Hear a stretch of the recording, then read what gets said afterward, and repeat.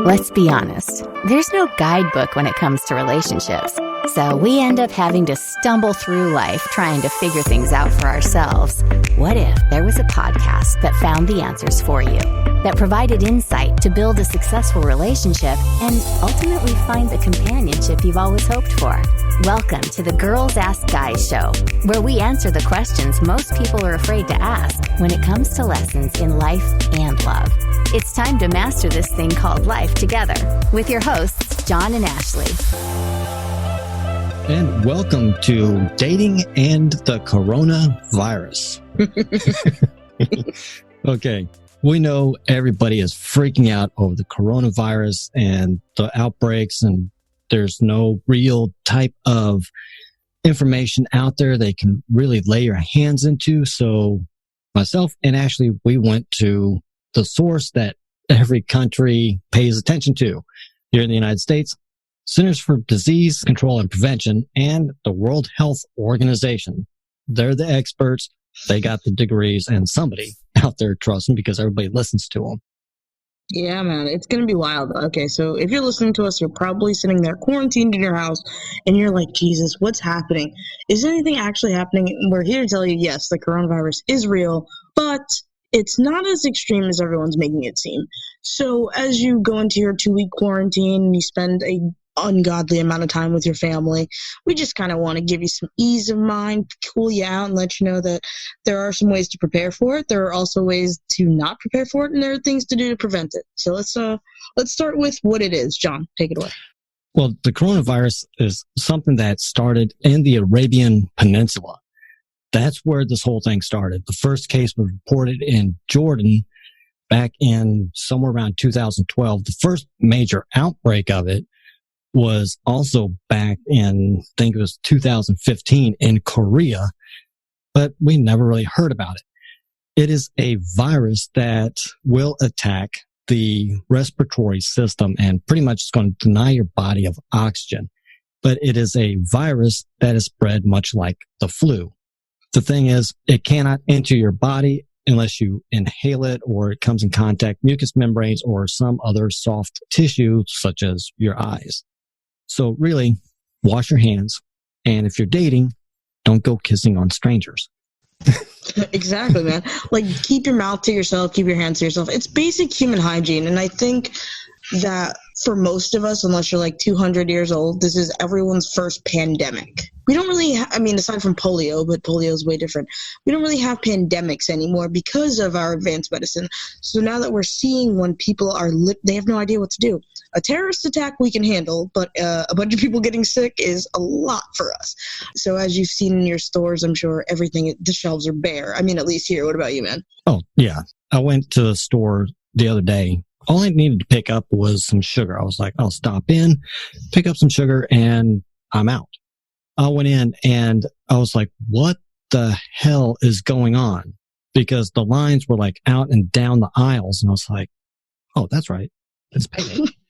But I was like, wait a minute. People don't do this on payday. What the fuck is going on? Because really, God's honest truth, if it is not on Netflix or Amazon, I'm completely unaware of it unless something pops up and hits my radar. That's funny. I heard about the coronavirus and I was like, okay, it's another fucking virus. Because really, viruses cannot live outside of a host for, like, I think one of the strongest ones is like 24 hours. Mm-hmm. Because I remember there was something back when I was a teenager and they were like, be careful about touching the ATMs and this, that, and the other. I was like, why? Everybody's like, oh my God. And right.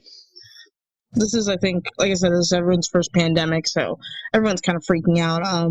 But yeah, it seems like the way to prevent this is just basic human hygiene. Wash your hands. And I don't know why we have to tell you this, or the CDC should have to tell you, because I am in my late 20s, and I've been washing my hands for about 25 plus years. I mean, this is a very common sense thing, guys. And I understand, like I said, it's scary, especially if you have children or you have your elderly parents living with you. But if you practice basic human hygiene, you will be fine. Take some vitamin C. which should already be in your diet. Let me remind you. And as somebody whose mom works in the medical field and is dealing with this and is in like a weird task force or something, she says the best way to fight this is by prevention, which means eating healthy, adding garlic to your diet, adding onions to your diet, adding things that fight infection and boost immunity. That's the only way you're going to be able to fight this. So if you are eating like shit 24/7, yes, you are susceptible. If you are eating healthy and balanced meals, you will be fine. Everybody relax. Yeah. Enjoy your 2 weeks off. There are enough people out there panicking and like seriously going off the deep end for everybody. Really step back, take a breath. We will live through this. We've lived through plagues in the past. None of us remember it, but we can read about it. There was the Black Plague. We've had major earthquakes. We've had tornadoes. We've had major destruction. Some of you may actually remember the Cold War, where we were on like nuclear alerts 24/7 and the entire earth was going to explode. Mm-hmm. We've had other scares and stuff. People are resilient. We will live through it. Very much. We are going to live through it, guys. If you are one of the people, this is some other information that we've seen happening. Some places are shutting down, and it's unfortunate because that means that people who are getting paid by the hour are not getting paid. And if you check your local government, there are different ways to go about collecting your money. It's all local, on a state-by-state, county-by-county basis. There's also some places that are hiring that aren't closing. So make sure you look for those. So when this kind of thing happens, it really does take a village as far as surviving is concerned. And by no means is this some sort of apocalyptic nonsense, but I'm just saying that we are taking precautions as Americans, and we need to kind of just help each other through this whole thing and relax and stop buying everything, okay? If I see another cart with 18 fucking rolls of toilet paper in it and not leaving any for anyone else, I'm going to lose my shit. Yeah. Really, you got to know how this thing actually spreads. According to the most recent information coming from the CDC and the WHO, and I haven't checked the Canadian system or the EU system yet, but pretty much everybody's saying almost the exact same thing. It's like whoever's designing their websites is like literally copying and pasting. Know how the stuff spreads, okay? It spreads primarily through respiratory droplets, meaning somebody's going to cough or sneeze, and that's pretty much how you get it, because those droplets actually have to land either in your mouth, yuck, or it has to pass through your nose. It has to be like inhaled through the lungs. So really, if you're out there and you're buying 35 rolls of toilet paper and somebody sneezes, well, I can't say it because I get myself into trouble. Right. Yeah, no physical violence, but right, exactly. I mean, don't hurt somebody. Yeah, just do like they do over in China. Get one of those little masks and wear that. I mean, now it's not going to enter into your body. Can you imagine like all of America for like 2 weeks straight just fucking wearing masks everywhere? Like you walk into we'd look like China. Yeah, you walk into like Walgreens and you're going to buy some like iced tea. Or like you're trying to buy cigarettes behind the counter and the lady can't hear you because of the mask, and you're just like, It'd be like one of those drive-through speakers. Yeah. That's exactly it, dude. That's awesome. Yeah. Do you have any cereals left? That's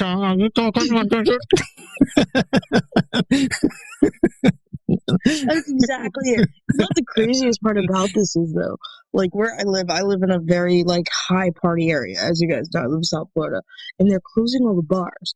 And now I'm not too worried about the virus. I'm worried about all the drunks. And like,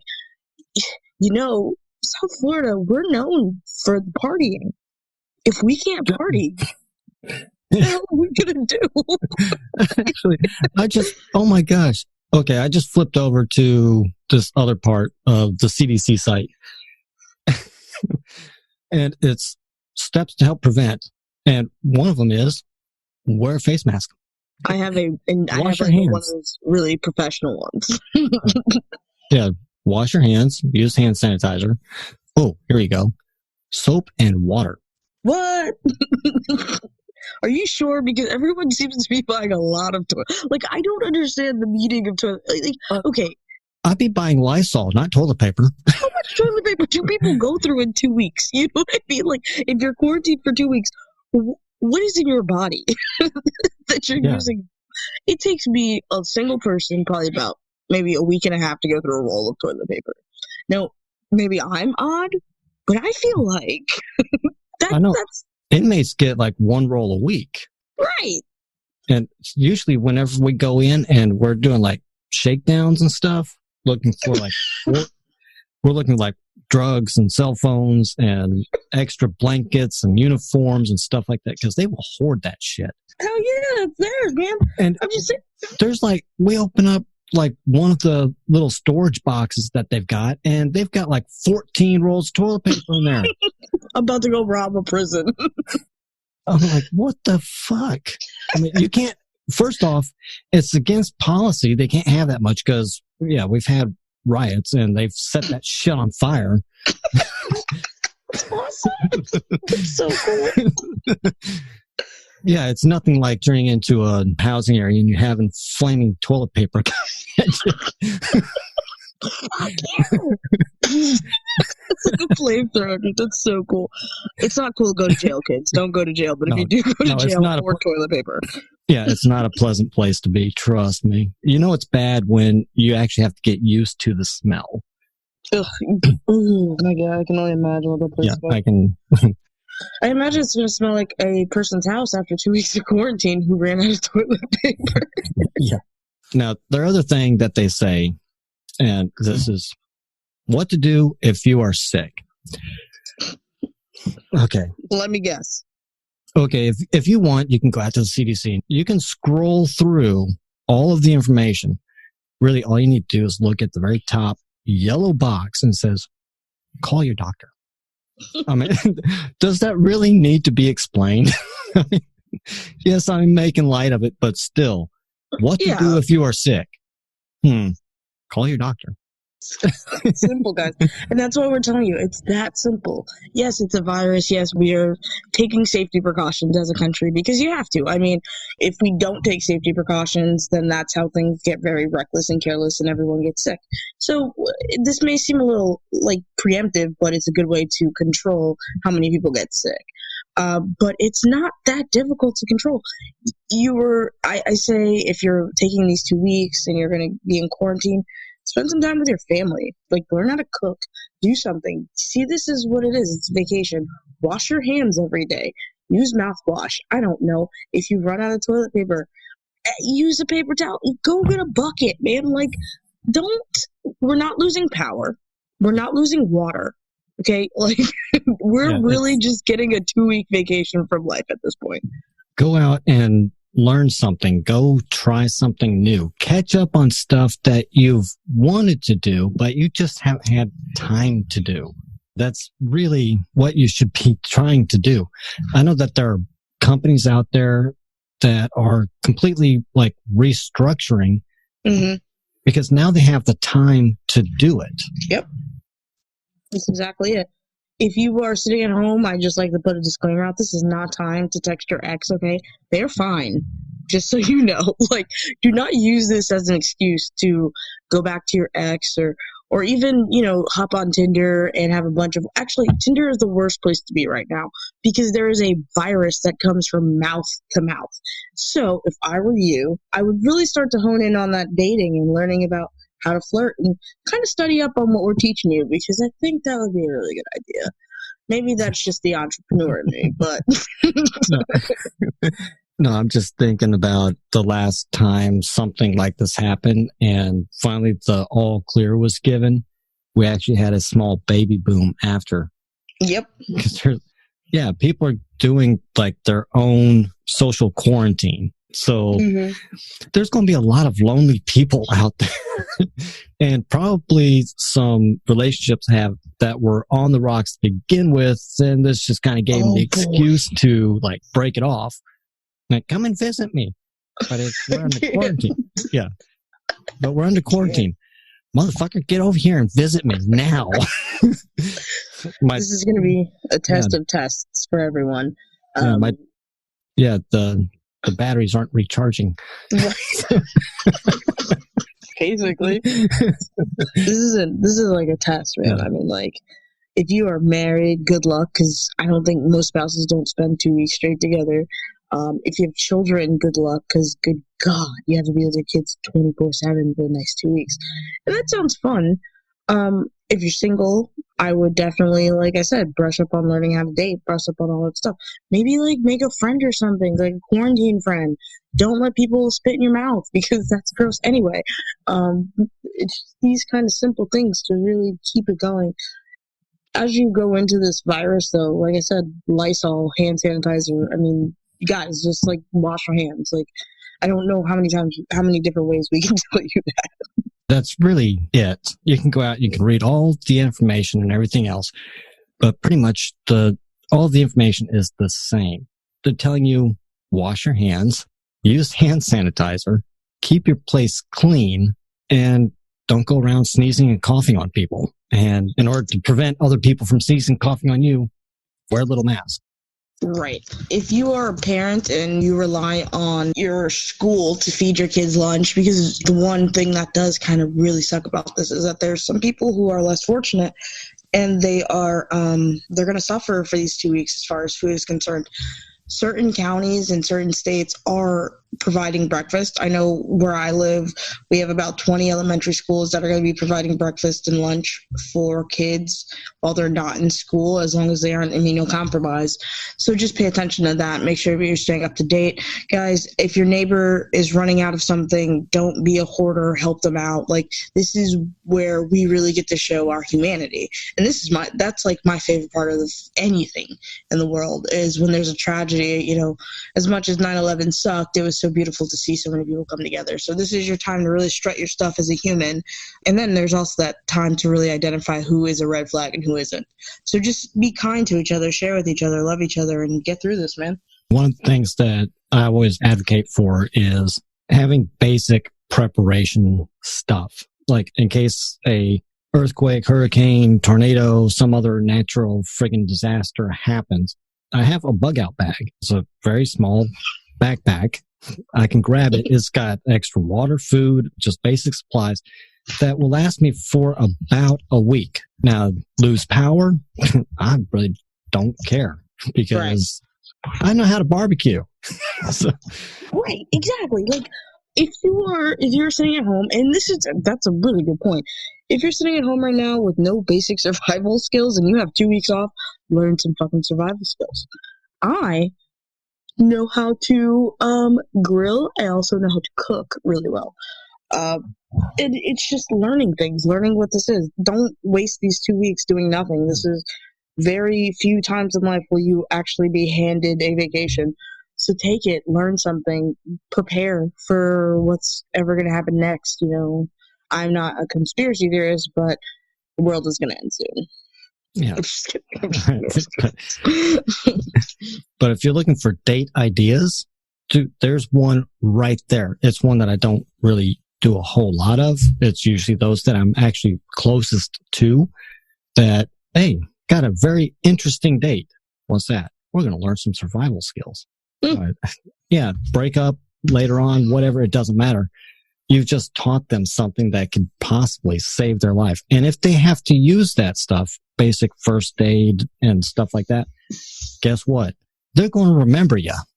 Yeah, learn that. Yeah. Or if you're smart and you met someone you really like them, what I would do is I would be like, hey, can I come over the day before the quarantine starts? 2 weeks. Clothing optional. Clothing optional. Bring a bag. Don't be too obvious. But I mean, really, like if you're married, and like I said, I'm sure a lot of married couples are probably, if anyone's dreading this whole entire thing, it's married couples because they now have to spend 2 weeks with their spouse and their children. So good luck. If you utilize all the rooms of your house, maybe. Like, I don't know what to tell you because it's going to be rough. Shit, if you're single, every room in the house. If you're single, how strong is this desk? How strong is yes, exactly. This is going to be the best 2 weeks of your life, guys. Stop freaking out. Listen, like I said, help your neighbor if they need help. But really, like, take this time and get to know each other, get more intimate with each other. Like, and when I say intimate, I mean weird. Get weird with each other. Do weird, fun stuff. Yeah, relax. The world is not going to end tomorrow. And if it does, who cares? We're not going to know about it. So long as it's not like a huge, long, drawn-out death kind of thing. I mean, yeah, like I know in certain countries, and it's kind of sad actually as we make light of this whole situation. I know in certain countries, they're kind of making lists of people who are going to live and who are going to die. Listen, if that was me, put me on the die list and I'm going to hop a cruise and just call it a life. You know what I'm saying? Don't freak out. Don't panic. You're safe. You're okay. You can breathe. You don't have the flu. And another thing my mom said was Mucinex and NyQuil and DayQuil. At the first sign of the symptoms, go ahead. Take some of that. Break that fever. Attack it. Yeah, I was correct. I just double checked. The first reported case was in Saudi Arabia in 2012. The first known occurrence happened again in Jordan in 2012. And it was North Korea in 2015. And pretty much everybody that had contracted it, it was associated with traveling to the Arabian Peninsula. But this is something that it does have flu-like symptoms. It has roughly a 2 to 5 day incubation period before you start actually feeling or showing the signs of the first symptoms. So if you start having a fever, you start feeling like you have pressure on your chest or something like that, call your doctor. Right. And be realistic, okay? If you just shook some pepper into your nose and you start sneezing, you don't have corona, you have pepper in your nose. If you smoke every day and then you try and run, you don't have coronavirus, your lungs are black. You need to be practical as well as responsible. This is not the time to cause mass hysteria. Don't go freaking out because you coughed a little too hard. You know when you're not feeling well. You know when you're feeling well. You know your body. So don't do that. You know, mass hysteria is the worst part of any epidemic, any war, anything.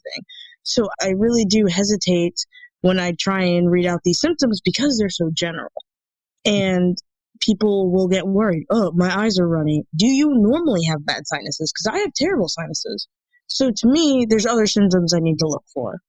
The basic signs of this is fever, cough, shortness of breath.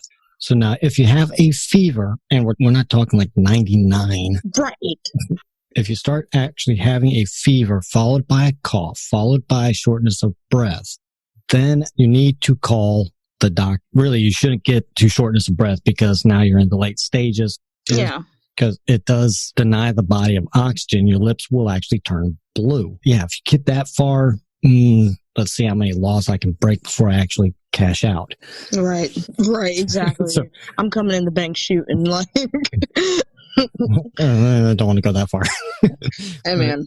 But if you have weakened immune system, that's something you have to watch out for. Absolutely. As well. If you're immunocompromised, and I mean like severely, I don't mean you're prone to sickness. We're all prone to sickness with humans. If you're severely immunocompromised, really talk to your job. And I mean that. Talk to your job, talk to your boss, talk to anybody, because you are at a disadvantage right now, and they should understand that. And I don't care what anyone says. It should be illegal to fire someone for that. Actually, I think it is.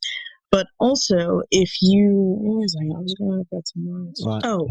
I know it's illegal if they caught it while they're in the line of their job. Right, exactly. So that's exactly where I was going. So if you do happen to catch corona and you're at work and you're immunocompromised, they can't fire you. Also, the CDC, and believe it or not, our United States Congress is really, really holding out for us as humans. They are at war with CDC right now. If you don't have insurance, because this is a big, big thing, especially with like restaurants and waiters.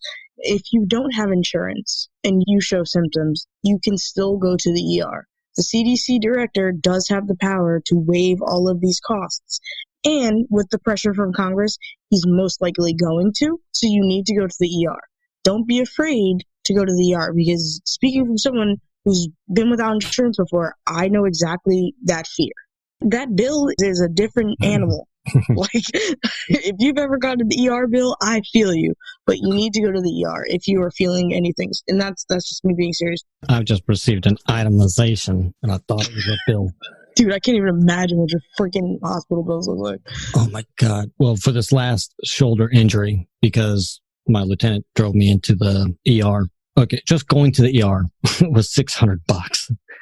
Then, that's nothing. That's a cheap ambulance ride. Well, luckily they didn't call the ambulance because that's another $600. Okay, that makes more sense. Yeah, there we go. But getting to the ER was $600. And of course, because of so many lawsuits and everything else like that, the doctors are now going through and they're doing everything. Most of it is unnecessary, but they're doing everything so that they can prove that they actually did everything they possibly could. So the next one is a CT scanner. That's $3,000. What's the next step? An X-ray. Okay. CT scan's more exact than an X-ray, but we're going to do an X-ray anyways. Okay. So that's another $120 each. And they did 3 of them. And then you have the nurse. Then you also have the ER doctor, which is separate billing from the ER. Then you had the medications that they gave me because they gave me some pretty damn good painkillers. By the time they were done, that ER bill was $25,000. Oh, yeah, it's criminal the way they charge people at ERs. Okay, they charge you for Gatorade, all right? Which I thought was something that kind of came with the bill, you know? And it kind of comes with it. Like, you were going to charge me for saline? That's salt in water. Like, yeah, sometimes you should just bring stuff from your house and be like, I got it. Don't charge me. Yeah, they charge for the breakfast. I was like, I got my bug out bag. It's in my car. I can go grab that. I have some oatmeal. Don't worry. No, they probably charged me for bringing that in because it took up 2.5 feet. So. And then the parking bill. You know you have to pay to park in some ERs? Like, it's an emergency. Yeah. I hate hospitals. Yeah. But seriously, guys, go to the hospital if you need to. That's no joke. Call your local hospitals. Make sure that they find your safest hub. Make sure you find the safest routes to the hospital also. Don't call the ambulance if you don't need to because that's just money. Like, it's just a time waster. Old people, if you have old people in your house, call the ER or call the ambulance. If you live less than 5 miles away from a hospital, do not call an ambulance. It'll take them longer to get there than right, exactly. Make sure that you park 2.5 blocks away. Just push them out and keep driving. Just push them out and keep driving. People, I know we're making light of this stuff, and some of you are like probably pissed off that we're doing it. I really don't care because our entire life, our entire adult life is filled with nothing but being serious all the damn time. So when something like this comes up and I see tons of people just freaking the fuck out, I'm looking at it and I'm like, this is a virus. It is not a germ. Viruses cannot live outside of the host for more than 24 hours. And that's some of the most stronger viruses that are out there. The reason we're making such light of it, like John said, is every day, like, everything is so serious. We finally have something to laugh about. It's the easiest way to cope most of the time. And remember, you guys, it's the flu. Wash your hands. It's that simple. If you're sick, go to the doctor. Like, these are things that you're taught in high school. Washing your hands, actually, you're taught in, like, pre-K. So I've been washing my hands forever. I know how to do it. If you don't know how to do it, don't tell anybody that and just go practice. It's just very simple. Wash your hands. Eat healthy, add some garlic, add immune boosting foods to your diet, and you will be okay. If you're exposed, if you become sick, if you start feeling sick, be realistic about how sick you are. Yeah, always be realistic. Don't freak out. If you smoke every day and you run and your chest hurts, it's because you smoke. That's simple. If you're shaking because you're in quarantine and you drink every day, it's because you're going through DTs. These are things you need to realize. Just be smart about this. We've survived bird flu. We've survived mad cow disease. This is just another one of those things. I remember people talk about acid rain and the ozone layer was disappearing and we got rid of hairspray and styrofoam. This is just another one of those things. We're going to live, wash your hands, use Lysol. And wash your phones. We'll be fine. Don't go handing your phone off to somebody and they're going to be spitting all over your phone and then you're handling your phone. I think it's because I'm such a person who stays at home so much that this doesn't seem like too much of a deviation from my normal life. And I should probably get back out there and start talking to people. I normally do my shopping like every day, but God, I had to actually break down and go to the store and I actually had to get one of those big carts because I was like, the damn store closes. I can't get it after 5 o'clock.